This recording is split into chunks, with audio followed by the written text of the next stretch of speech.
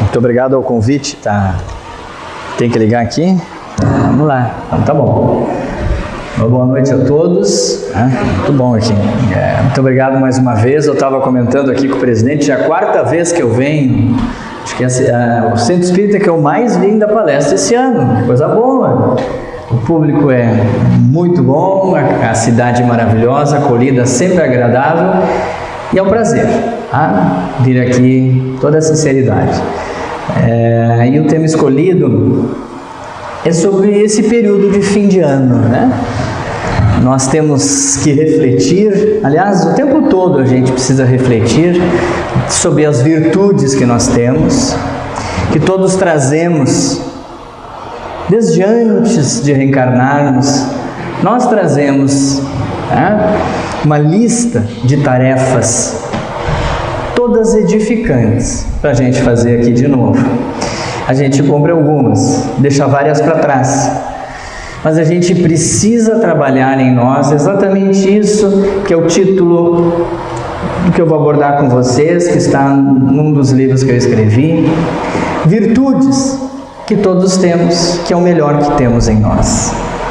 E que a gente possa descobrir, resgatar, porque elas nasceram conosco, compartilhar na medida do possível com o nosso próximo. E a relação intenção hoje de falar rapidamente para vocês nesse assunto é nos despertar. Quem são os nossos próximos? Quem é o próximo na nossa vida? Vocês vão ver no decorrer da exposição como é amplo. A gente nem imagina quantas dessas pessoas cruzam na nossa vida, na nossa jornada, fazem parte da nossa história intimamente ou mais distantemente, mas podem se beneficiar daquilo que a gente tem de melhor. Então a intenção é falar um pouco disso. Nós estamos num caminho, gente? Todos estamos nesse caminho evolutivo, nesse aprendizado contínuo dessa existência. Bom, aqui diz... Essa é uma das introduções que eu coloco logo no início do livro como um questionamento e trago para vocês também. A gente está vivendo um mundo muito egoísta. Estamos vivendo momentos conturbados, faltando a humanização.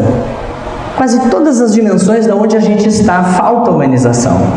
Então a gente está vivendo esse mundo e que a gente está enxergando e ouvindo cada vez menos esse outro, essa pessoa. Neste mundo em que a gente vive, imerso por relações cada vez mais interpessoais. Quer dizer, as relações interpessoais que estamos vivendo estão cada vez mais virtuais. E menos no convívio próximo, no olho com olho, na proximidade. Então nós estamos cada vez mais nos esvaziando dessas relações extremamente importantes que constituem a nossa vida. Então, se nós continuarmos lendo aqui, continuo refletindo, neste mundo do bizarro fenômeno da solidão em meio à multidão, nós estamos aumentando progressivamente a quantidade de pessoas nesse planeta. Há mais de 7 bilhões de seres vivos. E, no entanto, os índices de solidão entre as pessoas é cada vez maior. Então nós não estamos nos aproximando dos seres humanos, muito pelo contrário, como diz aqui, há uma legião de invisíveis passando por nós e a gente cada vez menos pratica atos e atitudes humanitárias. Isso, pessoal, é no geral. Então, frente a esse panorama, que não necessariamente é o que nós vivemos aqui, mas é que o mundo está passando, a gente precisa refletir e falar sobre coisas básicas da vida, sobre virtudes essenciais do ser humano, como a solidariedade humana, a capacidade da gente sentir um pouco o outro, se envolver no universo da dor, do sofrimento e da alegria do outro. E também ser um pouco mais compassivo, praticar um pouco mais esse sentimento tão nobre que nos faz realmente seres mais elevados quando a gente pratica, que é a compaixão. Então, Quem fez o prefácio desse meu livro é um psicólogo da nossa Associação Médico Espírita do Rio Grande do Sul, Gelson Luiz Roberto. Ele diz, entre tantas coisas, uma verdade que toca a gente, que é bom refletir. Que só quando nós, qualquer um de nós, passarmos com o outro as mesmas dores e realidades desse outro, que pode ser o teu filho, a tua esposa, tua mãe, teu colega, teu vizinho, teu amigo que faz o curso no centro espírita, o teu colega de trabalho, o zelador, o porteiro, o que está na via pública. Este é o outro, gente. Ele é muito mais amplo do que imaginamos. Se a gente conseguir enxergar um pouquinho a dor do outro, sentir e ver o infortúnio do outro, é que vamos conseguir desfazer muitas vezes a inimizade que nos afasta das pessoas e da prática dessa virtude, e reconhecer que um elo nos une. Então, se doesse em você o que dói no outro, se você sentisse o que o outro sente e se estivesse no lugar do outro, você seria igual ao outro, não seria parecido com o outro. Mas é claro que a gente tem ainda muita dificuldade de se familiarizar com a dor do outro, se esse outro for um estranho, se esse outro não for nosso amigo, se ele não comungar das mesmas ideias, se talvez ele não fizer parte da nossa família. Muitas vezes a gente tem muita dificuldade porque nós não conseguimos nos familiarizar. Isso é normal? Isso ainda é natural nesse nível e nesse orbe, nesse planeta de provas e expiações que a gente está. Na escola de vida que estamos matriculados, com as dificuldades que ainda temos, que ainda trouxemos. Quem estuda o Espiritismo, quem lê as obras, sabe que há um processo evolutivo acontecendo em cada um de nós, de aprendizado, especialmente moral. E a gente está numa escola para aprender a amar incondicionalmente, a perdoar, a tolerar, a aceitar, a entender o outro. Isso nós estamos aprendendo. A imensa maioria de nós não sabe ainda. A imensa maioria de nós ainda se magoa por qualquer coisa, ainda se torna uma pessoa pessimista. Não perdoamos os outros, não somos intolerantes, não dividimos, não compartilhamos. Ainda somos muito assim. Mas estamos num caminho mais elevado, num nível um pouco acima que estávamos em vidas anteriores, sim, nesta própria existência, porque estamos também nesse caminho de melhoramento. Então a gente procura simplesmente se familiarizar com a dor do outro. Isso nos aproxima muito, daquilo que um dia seremos, anjos perfeitos, puros. Quando a gente consegue esses atos, a gente está a caminho disso. Então, segundo os estudiosos, somos capazes de nos compadecer e muitas vezes conseguimos ser empáticos com quem? Com as pessoas que a gente conhece, com a dor das pessoas próximas. Não há dúvida alguma. Difícil é nós sermos empáticos com aquele ou aqueles com que a gente não se identifica. Para esse estudioso, que é um canadense, não é tarefa nada fácil sermos simpáticos aos sofrimentos dos outros, pois é preciso que a gente se coloque verdadeiramente no lugar daquele outro. Enquanto a gente não conseguir fazer isso, enquanto nós não nos familiarizarmos com o sofrimento, a dor, a dificuldade que um está passando, e esse um pode não ser necessariamente aquela pessoa a qual a gente mais ama, nós ainda precisaremos caminhar nessa escala evolutiva das virtudes, gente. Porque a gente acha que o próximo, ele se encontra apenas entre aqueles que nos é fácil conviver. Mas o próximo, ele se encontra em muitos lugares. Chico Xavier descreve nesse caminho, como está essa imagem, que todos estamos trilhando, aonde está o próximo. Para ele, esse próximo é, a cada minuto, aquele que, como ele diz, se acha mais próximo do nosso próximo, por divina sugestão de amor no caminho da vida. Então, onde é que está? Lá em casa, na nossa casa. Pode ser a esposa, pode ser o esposo, são os nossos pais, os filhos, são os parentes, são os hóspedes. Mas o próximo também, ele está onde? No trabalho. Ele pode ser o chefe, pode ser o subordinado, pode ser o cooperador, pode ser o companheiro de trabalho. O próximo pode estar lá na via pública, gente. Aquele que a gente passa muitas vezes por aí, muitas vezes ignora. Pode ser o irmão, o amigo anônimo que nos partilham a mesma estrada e o mesmo clima. Na esfera social é a criança, é o doente, é o desesperado, é o triste. As afeições e os laços da solidariedade comum que unem a todas as pessoas que enfrentam suas dificuldades. Agora vejam que o próximo também está em lugares, em situações em que ele é o adversário, em que ele é o inimigo declarado oculto. E aí que nós vemos o quanto ainda somos seres humanos atrasados na nossa evolução moral. O quanto a gente não consegue, né? E nós estamos trabalhando para isso ao longo das existências, para sermos alguém que talvez a gente conheça, que pode estar até na casa espírita, pode ter sido alguém que praticou a caridade, que se doa, que tem um coração imensamente bom. Essas pessoas existem, estão entre nós. Na verdade, todas essas formas do próximo que nós nos cruzamos, eles estão em nossa vida buscando-te a capacidade de entender e ajudar. Então, se eles estão cruzando o nosso caminho, gente, desde os que mais amamos, que mais toleramos, que tudo fazemos, até aqueles que nos são difíceis tolerar, até aqueles que são difíceis conviver, aceitar como são, perdoar, compreender a dificuldade do outro. Até esses, eles estão na nossa vida para que a gente tenha capacidade de atender e ajudá-los, conforme as ferramentas que cada um tem, as capacidades que cada um trouxe. Então esse próximo quero trazer, e coloquei essa imagem no livro, para vocês verem que muitas vezes nós nos colocamos dentro de uma situação, de um círculo que nos autoprotege, vivemos dentro daquilo que costumeiramente a gente usa essa expressão, zona de conforto, vivemos lidando com as nossas situações e nós não olhamos a dor do outro. Quando a gente vê uma imagem assim, o que passa? O que essa imagem passa para vocês? Eu achei tão interessante, e o que diz ali embaixo é: quais são mesmo os teus problemas?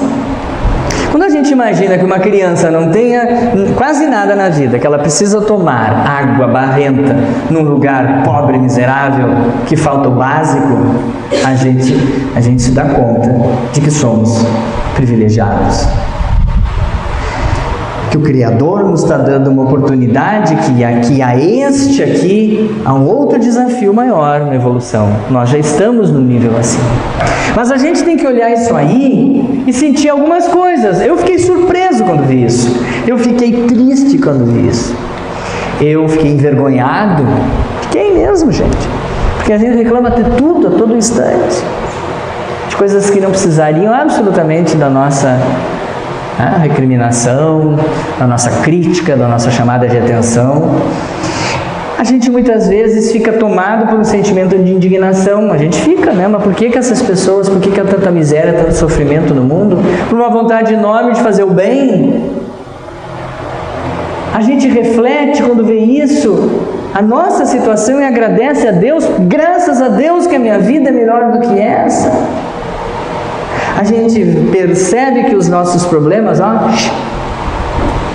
ficam bem menores. O que a gente não pode de jeito nenhum, em situações como essa, que é apenas um exemplo, tem outras tantas acontecendo frequentemente no nosso dia a dia. O que a gente não pode é virar as costas, não ter nenhum sentimento, ficar indiferente. Quando a gente se sente tocado por isso, realmente a gente tem uma centelha de vida. Mas para muitos é difícil. Para muitos de nós, incluindo a mim, é difícil da gente estender um pouco mais as ferramentas que trouxe nessa existência. Aquilo que se propôs a fazer, não só para si, mas para o bem daqueles teus familiares, do teu grupo de amigos, enfim, da tua tarefa de trabalho, seja onde for. A gente muitas vezes não estende essa atividade. Por quê? Há um dia que começa, nós temos que ter um ponto de partida para isso. E o ponto de partida, olha, ficou estranho, tem que ser o auto-amor. O auto-amor. Antes do auto-amor, para a gente amar o outro, gente, para a gente ser caridoso, se envolver um pouco no universo do sofrimento e do infortúnio deste outro, deste próximo, se tocar, aquilo sente, aquilo me envolve, me emociona, eu vou tentar fazer algo, a gente precisa se auto-amar. E a gente vai amar. Porque Kardec diz que o amor é uma dessas virtudes humanas que mais nos predispõe à prática do bem. Quando a gente consegue fazer o bem deliberadamente e faz assim de coração aberto, sem ter muita dificuldade de fazê-lo, certamente a gente está praticando isso, a gente está amando. Veja o que diz Kardec: o grau de perfeição de cada um de nós, o grau de perfeição do ser humano, ele está na razão direta da extensão do amor que a gente despende ao próximo. Ele não disse que o grau de perfeição que tu estás buscando, que cada um de nós está buscando, e nesse estágio desta vida, nesta vida estamos mais uma vez tentando aprender virtudes. Ele disse, e ele não fala que é a extensão do amor que dispensamos ao filho, a si próprio, a mãe ou pai. O próximo são todos esses e muito mais gente que nós vimos. Então é o auto-amor, pessoal. É o auto-amor que a gente precisa descobrir em nós. Então a gente se pergunta, como é que eu sei que eu tenho auto-amor? Como é que eu sei que eu me respeito, que eu me amo? Primeiramente, quando eu me respeito. Se eu tenho respeito à minha vida, à felicidade que cada um merece, começa por aí. A autovalorização de cada um. Reconhecer qualidades em si, reconhecer em si também as limitações que cada um tem, os medos que nós temos, reconhecer em nós aquele nosso lado imperfeito. Isso é se auto-amar. Procurar se aperfeiçoar, cuidar da saúde física, saúde mental, hábitos saudáveis de vida, cuidar dos sentimentos morais, intelectuais, espirituais, tudo isso, gente, segundo Joana de Ângeles, é se auto-amar, se dedicar à família, amar a família, cultivar relacionamentos, cultivar a paciência, a tolerância, isso está se auto-amando. Quando a gente perdoa e deixa de levar consigo o peso de uma mágoa, a gente está se amando. Quando a gente procura se aprimorar intelectualmente, aprender, se corrigir, aceitar e entender as limitações, a gente está se auto-amando. Quando a gente aceita e vê que é imperfeito, mas que essas imperfeições são temporárias, mas a gente se esforça a melhorar, a gente está se auto-amando. Isso tudo compõe esse sentimento importantíssimo que existe dentro de nós, que é o auto-amor. A gente precisa, como diz aqui, se aceitar como seres imperfeitos, buscar o aprendizado das virtudes, se auto-aceitar, gente. Esse é o passo.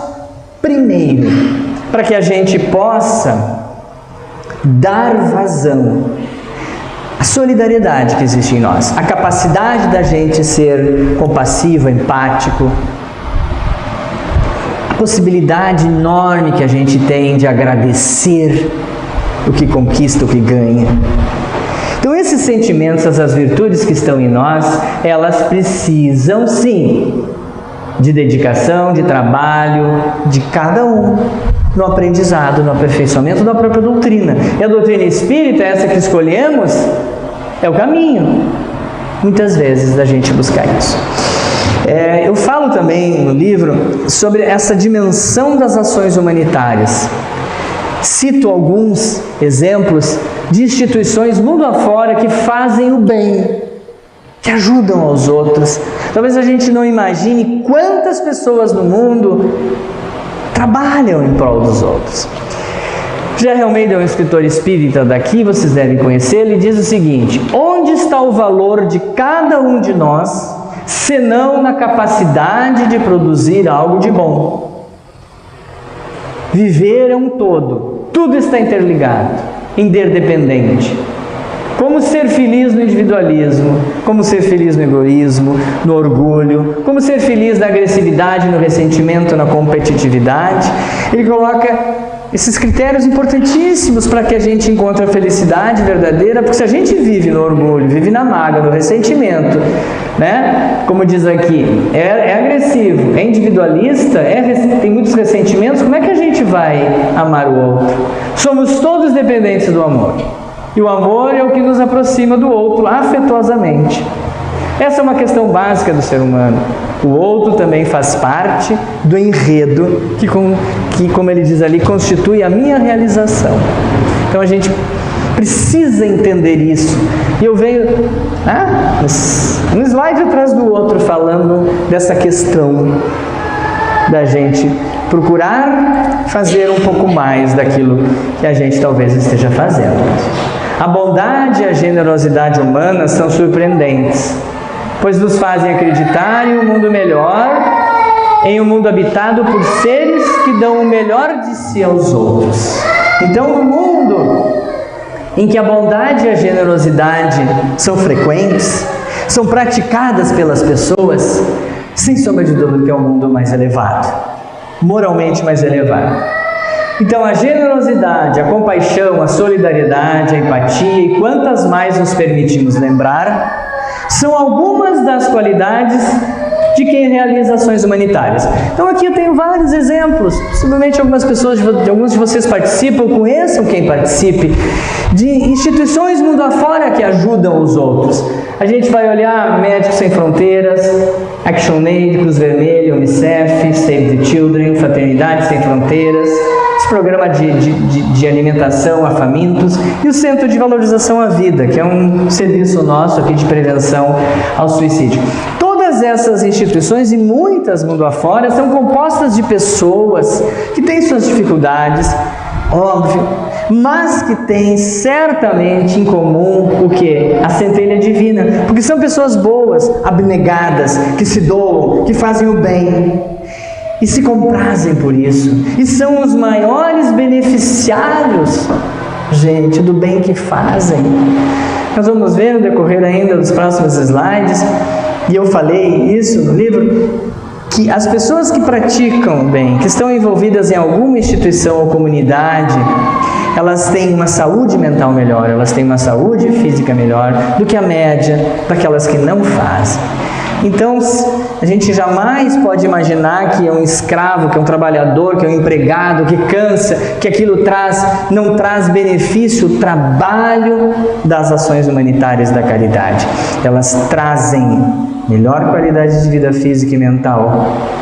E sem falar ainda desse projeto reencarnatório que cada um tem, o quanto isso nos dá de ganho, de qualidade, de aprendizado quando a gente procura isso. Alguns anos atrás foi lançado um documentário, não sei se vocês assistiram, o nome do documentário é Quem Se Importa, um documentário feito por uma brasileira, que ela reúne várias pessoas no mundo afora que são empreendedores, são pessoas que fazem alguma coisa pelos outros, que criam nas suas comunidades, no Brasil, nas favelas, em várias instituições pobres e miseráveis do nosso país. Essas pessoas se empenharam para dar o melhor de si, construir um ambiente melhor de vida para aqueles. E conseguiram surpreendentes conquistas, gente. Então, um mundo em que as pessoas se importam com os outros seria um mundo de igualdade. E nesse mundo, as pessoas que trabalham nele, que fazem o bem para os outros, elas descobrem, no decorrer da caminhada, quem elas realmente se tornam. Esse documentário mostra inúmeros testemunhos de pessoas que se modificaram, se melhoraram, reviram tantos dos seus valores que se modificaram na sua essência quando lidaram com a miséria humana, quando passaram a lidar com a dor, com o sofrimento, com a doença, com a privação daqueles que eles começaram a conviver. Então isso nos modifica imensamente. Porque na verdade, se nós formos olhar a essência, todos temos em nós, todos nascemos com essa característica inata de sermos compassivos, de sermos altruístas, todos nascemos com isso. Pena que a gente vai perdendo ao longo da vida essa capacidade tão nobre que nos foi dada. Mas todos temos nas nossas entranhas essas características, pois nós somos parte de um princípio inteligente. E esse princípio, ele provém do Espírito, do qual Kardec nos falou, e todos estamos nessa caminhada, nessa romaria, nessa romagem evolutiva, e não tenha dúvida alguma que o que mais nos apressa esta evolução, que mais faz com que a gente ganhe nível evolutivo, se assim dá para dizer, é o bem que a gente pode compartilhar, é o amor que a gente pode estender. São as obras, são os atos, independentes de que tamanho eles forem, gente. Desde o ouvir, perdoar, pode ser um ato tão maravilhoso quanto tu servir aí uma instituição de caridade lá na África para atender miseráveis. Não podemos comparar, nós devemos entender o quanto nós temos de capacidade, de disponibilidade para ajudar o outro. Isso é que nos faz diferente, é isso que faz com que a gente acelere esse passo evolutivo. Mas a gente pode, o Espiritismo nos diz que a gente pode não realizar nesta vida, como em muitas outras, pelo nosso livre-arbítrio, pela nossa liberdade de escolha, dizer, não vou fazer, vou negar, vou fechar os olhos, vou fazer de conta que eu não fui convidado a ajudar. Tudo bem. Mas em algum momento desse processo evolutivo, nós estaremos novamente envolvidos com a necessidade de aperfeiçoar esses sentimentos. Se esta é a oportunidade, aproveitemos. Se essa vida está nos dando esses esclarecimentos, pratiquemos então essa caridade, gente. Se está ao nosso alcance, vamos amar um pouco mais, vamos ser um pouquinho mais solidários um com o outro, vamos nos olhar um pouquinho a dor alheia, vamos ter mais compaixão, ser mais generosos, ser mais bondosos. Isso é importantíssimo. Aí eu pergunto para vocês, como é que estão as nossas ações e as nossas intenções? Existem, talvez, alguns níveis de ação do ser humano. A ignorância total, a outra é saber que poderia servir e não serve, aquela outra situação em que a pessoa já está tentando, ela tem boas intenções, ela faz um esforço, primeiro para se autoaceitar, para se auto-renovar, para praticar as virtudes. E as outras já estão num nível que não estão só na intenção, já estão na prática, atuando. Então tem um vídeo que eu vou passar para vocês rapidamente, que eu vi no YouTube. O vídeo, na verdade, é uma propaganda de um chá. Não é isso que interessa. Interessa é a intenção de fazer esse vídeo. Eles colocaram... É um vídeo que se passa em Lisboa, só para resumir, num museu interativo. As pessoas vão no museu e respondem, né, umas perguntas, apertam numa tecla, etc. Então, as pessoas estavam chegando no museu, elas entram, vão diante de uma tela e tem uma pergunta. A pergunta diz respeito a se elas ajudariam. Se essas pessoas fariam alguma coisa olhando aquele exemplo que elas vão ver no vídeo. E elas respondem. Mas depois elas são convidadas a entrarem numa sala para assistir a elas próprias fazendo aquilo que elas disseram que fariam. E a surpresa é muito grande. Então vamos ver aqui. Então, estamos atentos ao que nos rodeia? Primeira pergunta. Vivemos num mundo cafeinado, tá? Eu não sei o que seria mundo cafeinado. Sempre com pressa para chegar a algum lugar. Não somos nós aqui. Façamos em pequenos ecrãs. Então, aqui nós vamos ver um carrinho de uma criança sozinha, tá? Nós vamos ver pessoas que passaram na rua por determinadas situações e elas entraram no museu e ali tem uma imagem mostrando um carrinho, uma senhora carregando sacolas, uma pessoa que derruba folhas no chão, uma velhinha caminhando sozinha. Aí eles perguntam, o que tu faria com esse senhor que derrubou as coisas no chão, esse rapaz, esse carrinho sozinho, sem ninguém? Ela responde, eu ajudaria. Ela vai dizer, sim, eu ajudaria. Você ajudaria? Sim, ajudaria. Faria alguma coisa? Ó, o que ele diz? Claro que ajudaria. Eu pegaria as sacolas da senhora e levaria ela até a casa. Sim, eu ajudaria esse rapaz aqui com as folhas no chão, né? As cartas ou folhas. Bom, muitos disseram que fariam alguma coisa. Aí eles foram convidados a entrar numa sala escura e se depararam com eles mesmos, porque na frente do museu tinha uma câmera que filmou a chegada deles.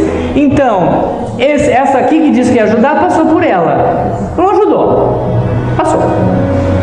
Ela disse que ia ajudar, inclusive levá-la até a casa dela.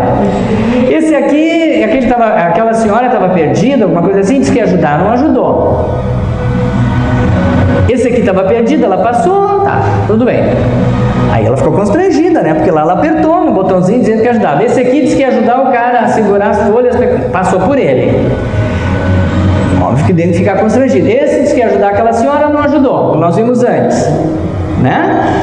Ele levaria inclusive até a casa daquela senhora, até a porta, não foi. Aquele da criança, várias pessoas passaram por esse carrinho sem ninguém parou. Ninguém. E alguns diziam que fariam isso. Então esse vídeo ele mostra uma coisa muito interessante, que a gente não está reparando os outros, não estamos enxergando os outros. A gente, em tese, em teoria, diz que vai fazer, mas na hora H a gente não faz.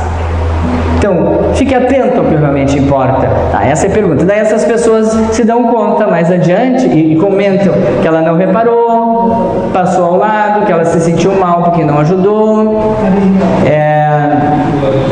Talvez as pessoas estão demasiadamente focadas nelas mesmas. Amanhã vão preocupar-se mais com o próximo. Esta aqui foi a única que voltou.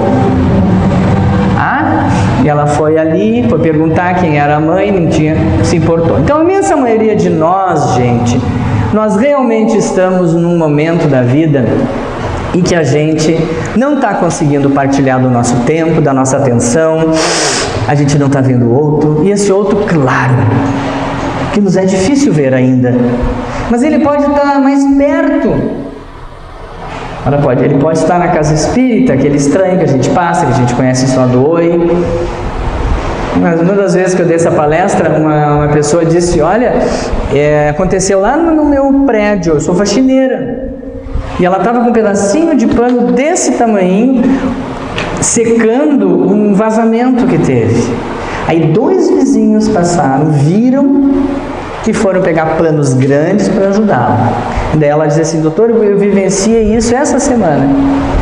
Muita gente não viu, passou por mim, me deixou trabalhando sozinha ali, não me ajudou. E 2 vizinhos perceberam e vieram ajudar. Coisas simples do dia a dia.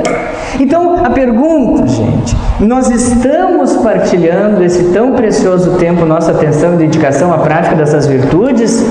Será que a gente está construindo pontes?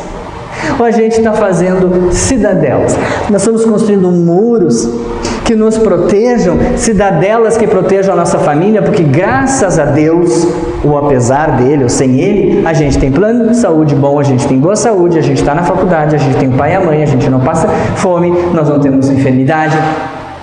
Ué, que bom! Que bom que a tua natureza de provas não seja passar por nenhuma dessas situações, e que bom que tu não reencarnaste no Haiti, que tu não reencarnaste num povo com resgates kármicos a serem feitos. Que bom que tu não estás nessa vez. Mas muitos de nós nos protegemos, olhamos só para esse tipo de situação que a gente vive. Então isso ainda é vivermos no individualismo, no egoísmo próprio de quem está numa escola ainda para aprender. Mas muitos já estão num nível acima, gente. Muitas pessoas estão no nível acima, muitas pessoas ajudam mais do que a gente imagina. E muitos de nós, como nós vamos ver depois, estamos esperando a oportunidade de ajudar alguém. Porque esse irmão, essas pontes que a gente tem que construir, elas são de solidariedade, elas têm que ser construídas com esse irmão do caminho, que quando tangencia as nossas vidas, ele nos coloca à prova os sentimentos que possuímos. O tangenciar a vida passa por nós, não tem tanta importância na nossa vida. É aquele próximo que talvez seja o adversário, talvez seja aquele que a gente não gosta, que a gente não dá importância, que não nos é grato, que não nos é caro, que nos é estranho. Esse, quando passa por nós e passa pela nossa vida muitas das vezes poderia ser o alvo de um ato nosso de caridade, de gratidão, a gente não faz. Quando a gente faz, a gente realmente coloca à prova esses sentimentos que a gente tem. Porque o próximo, muita gente está vivenciando situações das mais diversas na sua vida. Muitos de nós somos estes que o outro pode estar olhando para a gente, nos servir e nos ajudar em determinado momento da existência. Ah, que é difícil não ter alguém que não tenha tido a ajuda de outras pessoas. Não necessariamente daqueles às quais devam a nós uma obrigação tal, ou nos devam, por exemplo, dinheiro que for. Recebemos de muita gente vibrações, orações, apoio, perdão. Então nós temos no nosso caminho, que é esse aqui, muita gente com problemas.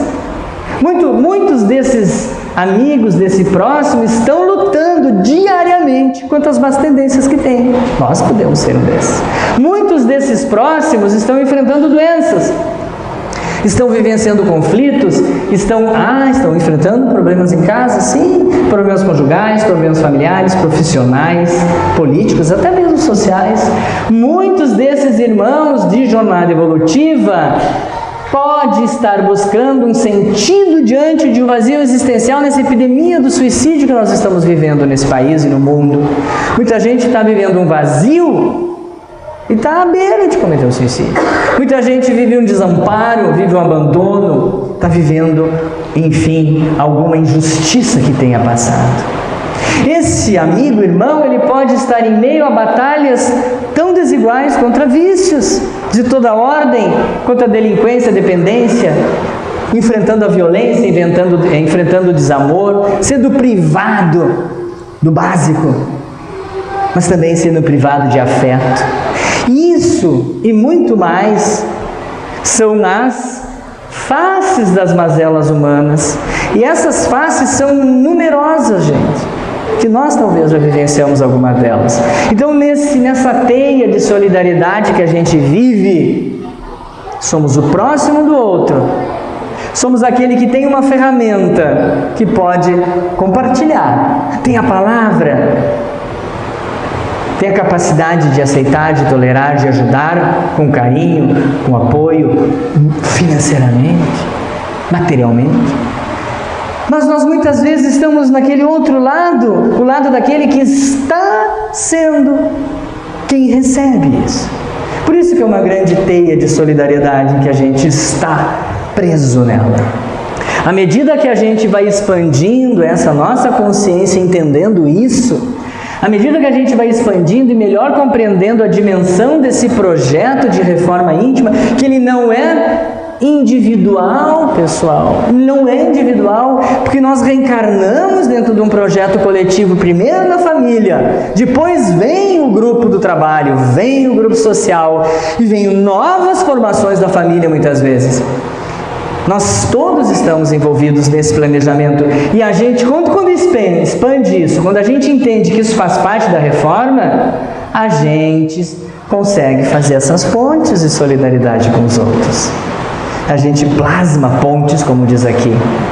Então é hora e vez de colocarmos em prática o que temos de melhor em nós. Quem é que não tem virtude? Quem é que não tem capacidade, em algum momento, de ouvir alguém, de fazer uma prece, de elevar o seu sentimento pedindo ajuda, carinho, apoio, conforto, saúde para aquele ou para aquela? Quem não tem essa capacidade? Então nós temos ferramentas? Temos. Ela pode ser pela prece, ela pode ser pelas nossas intenções. O perdão é um grande ato de libertação, mas se ele não puder ser dado e retribuído, ele pode ser internalizado e ser concedido emocionalmente, e está sendo dado. Muitas vezes é isso que a gente precisa fazer. A gente pode ter uma conversa amiga com alguém, nessa conversa ajudar. A gente pode dar conselho, a gente pode oferecer o ombro, a gente pode escutar, a gente pode doar materialmente. A gente tem que arregaçar essas mangas. Em alguma tarefa comunitária, por exemplo, se eu tenho condições, se eu tenho essa capacidade, vamos, por que não? Olha, oportunidade não falta. a gente pode difundir o conhecimento, enfim, tem muitas formas da gente praticar o bem. Esse médico gaúcho lá de Porto Alegre, do José de Jesus Camargo, que um dos livros deles me inspirou a escrever esse, ele disse: quando surge uma oportunidade concreta, percebe-se que muita gente está disposta a ajudar e só não toma iniciativa antes de ajudar por inércia ou falta de motivação, porque para ele a bondade está à espera de uma chance.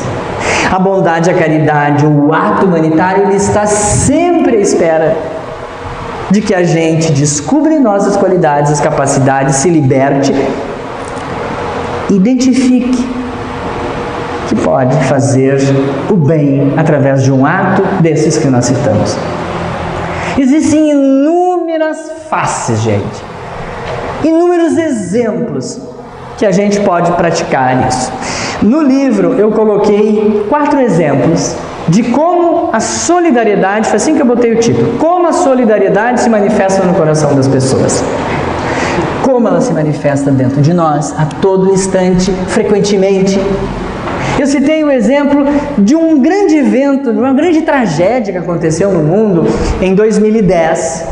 Vocês devem lembrar. O maior terremoto que mais matou pessoas no mundo aconteceu no Haiti, em 2010, fevereiro de 2010, em que já viviam miséria, já viviam limitações básicas da vida. Aquele povo ainda vem um terremoto que quase destrói o país. Morreram aproximadamente 300 mil pessoas. E morreram muitos adultos. E muitas crianças ficaram órfãs. O mundo se comoveu, eu me lembro, emocionei com isso. E um ato que eu cito aqui, inúmeros atos aconteceram, mas eu cito que mães de vários países, especialmente da França, porque o Haiti foi colônia francesa, fala francês, mães decidiram adotar pais, né? Famílias francesas. Então, uma das reportagens que eu vi dizia assim: 2 aviões fretados, cheios de famílias, foram até o Haiti recolher essas crianças. Mais de 700 crianças foram adotadas por famílias que se emocionaram, se familiarizaram com a dor. Então esse é um ato humanitário maravilhoso que muitos de nós somos capazes de fazer. Um outro gesto simples, pequeno, que aconteceu lá numa cidadezinha do interior de Teresina. Não, a cidade é de Teresina. Num bairro simples da cidade de Teresina, no Piauí, uma criança surda-muda foi matriculada numa escola municipal. A criança surda-muda precisava se comunicar. A professora pensou: vou aprender a língua de Libras e vou ensinar esse menino. E ela começou a ensinar esse menino aulas particulares para ele se comunicar.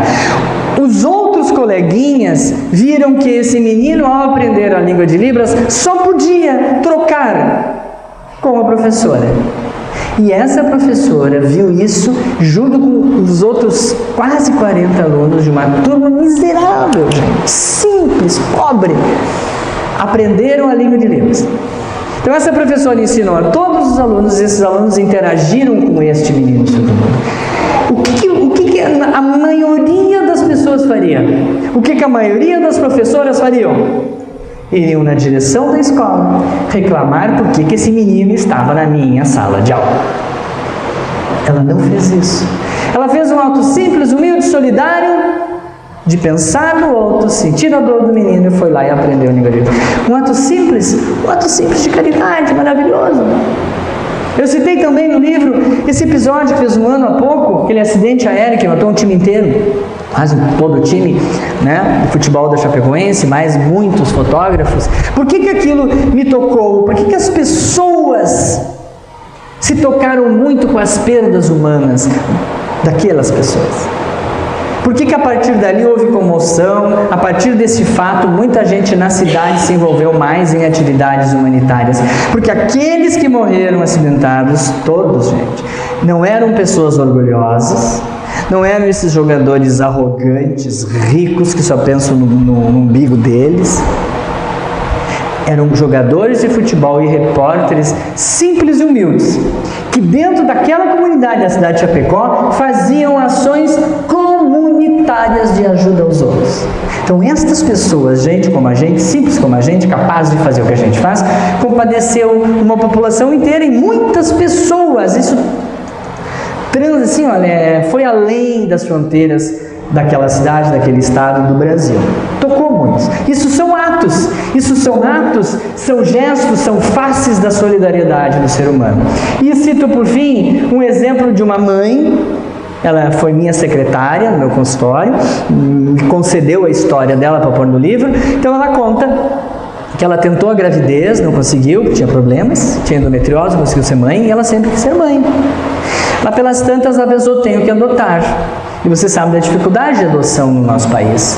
Mas ela foi tentar. E soube, por amigo de amigos, que existia num abrigo de crianças em Porto Alegre, uma criança que estava lá porque a mãe tinha problemas mentais, não poderia se responsabilizar pela criança, e a avó era a responsável legal, e essa avó queria doar este filho, dar ele para adoção.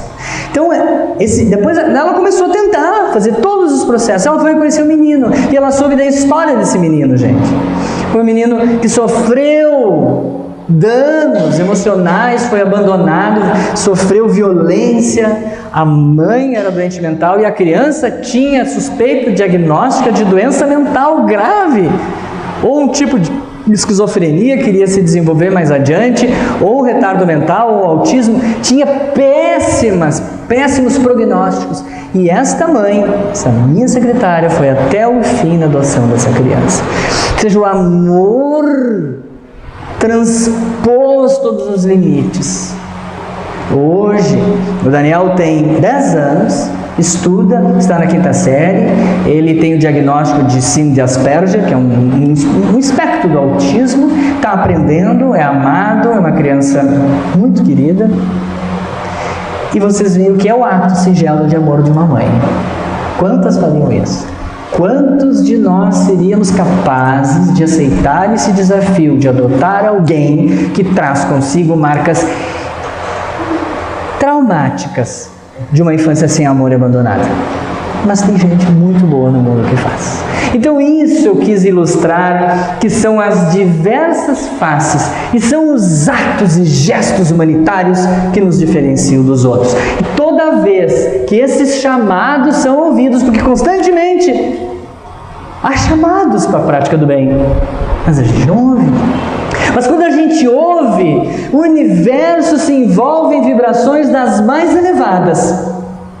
Com isso, nos tornamos os maiores beneficiários do bem que a gente faz. Quando a gente faz o bem, nós nos beneficiamos acima de qualquer um.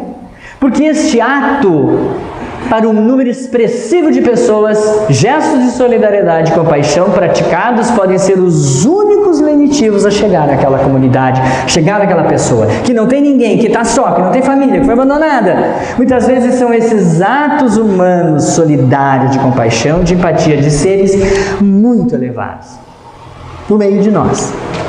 Muitas vezes somos nós capazes desses atos.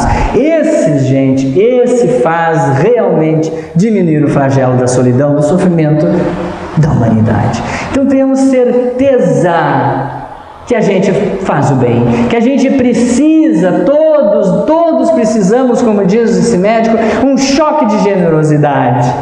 E esse é um sentimento indispensável para que a comunidade, por meio da doação, cumpra seu papel. Ela se transforma.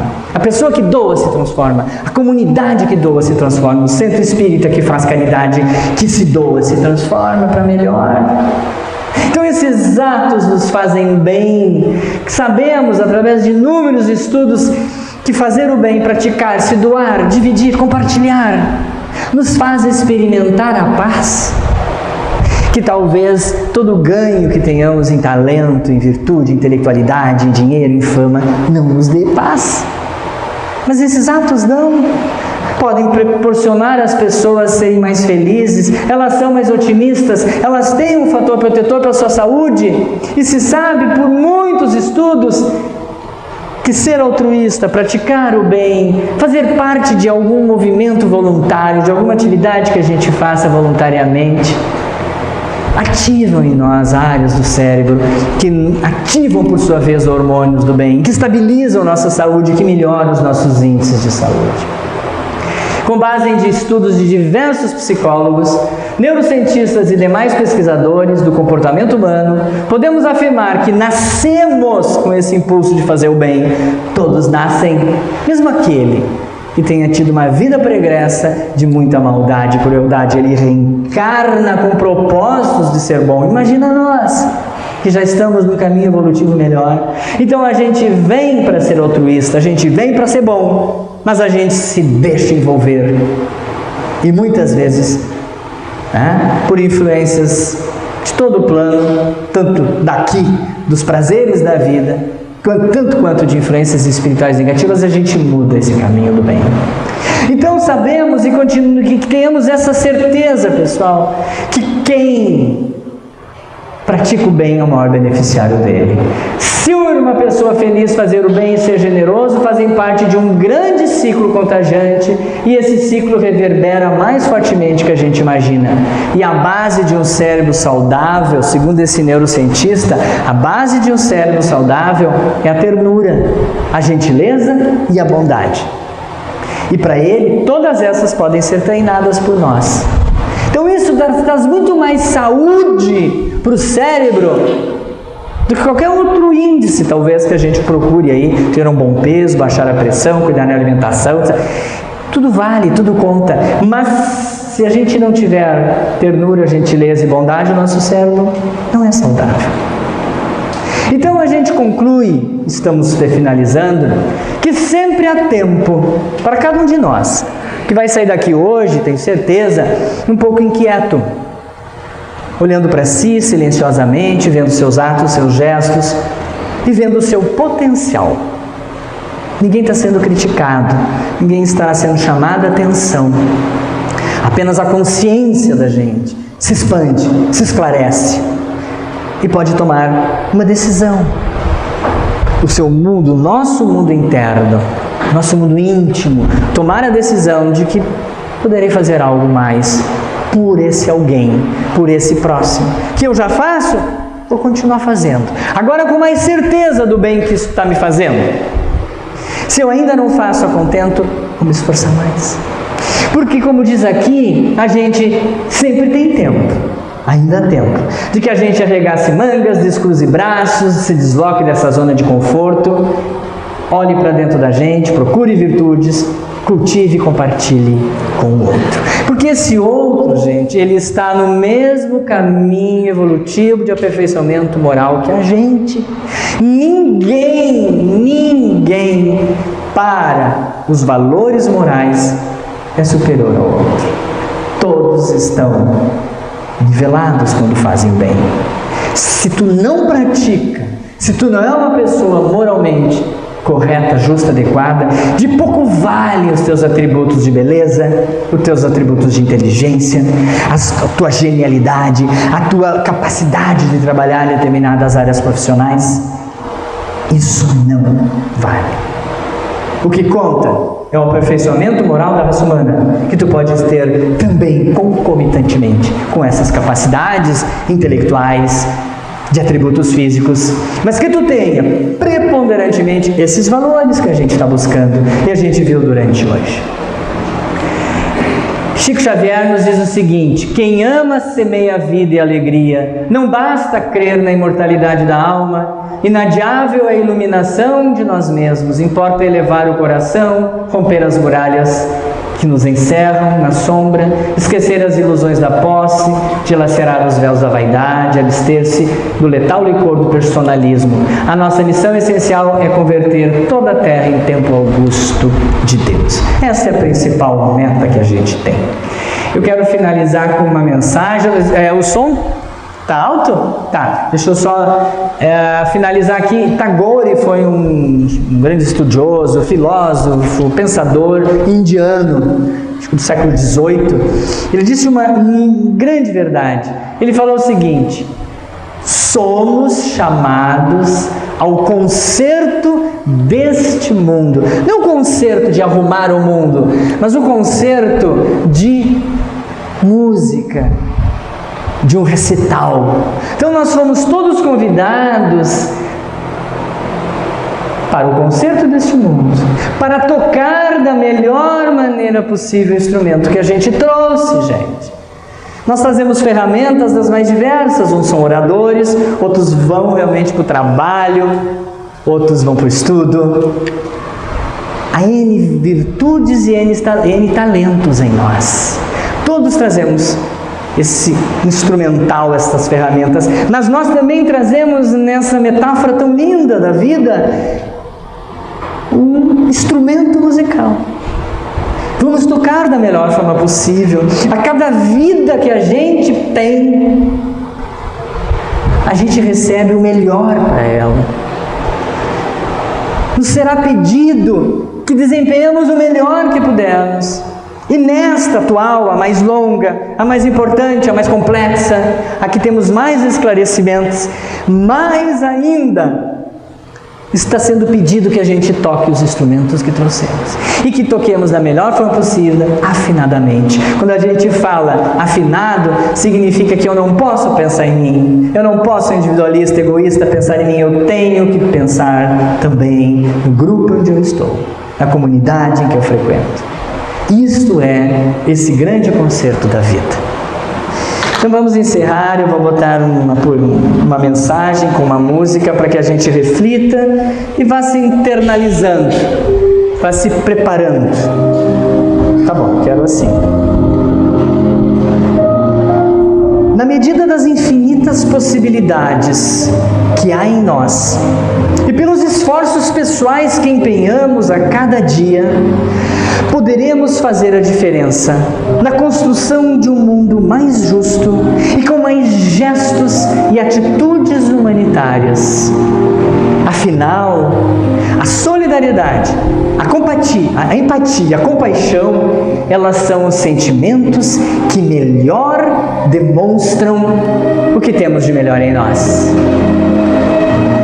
Se temos isso, e isso é o melhor que temos, então vamos acreditar que somos condutores de energia. Se desejamos o bem vem. Se espalhamos amor, o amor fica. Se sorrimos, sorrisos recebemos. Pode demorar, pode não ser sempre. Mas se tem uma coisa que a vida faz é ser grata, desde que estejamos com ela. Se tem uma coisa que o universo faz é ser justo, desde que sejamos com o nosso próximo. As coisas acontecem, amigos, a bondade existe, o amor vence. Toda a positividade que em nós precisa circular, ela precisa ser compartilhada.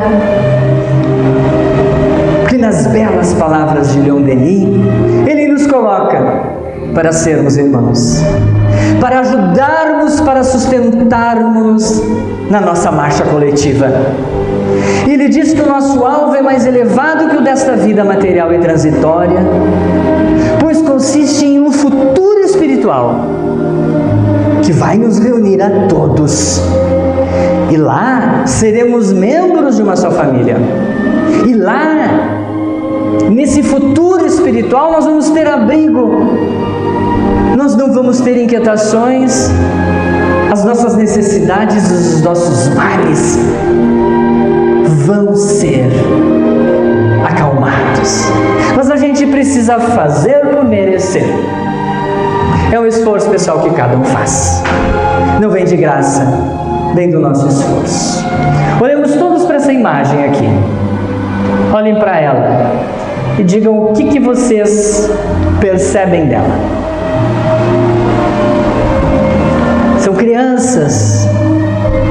São crianças recolhendo o pouco que têm, sendo felizes, imaginando que estão dirigindo uma moto.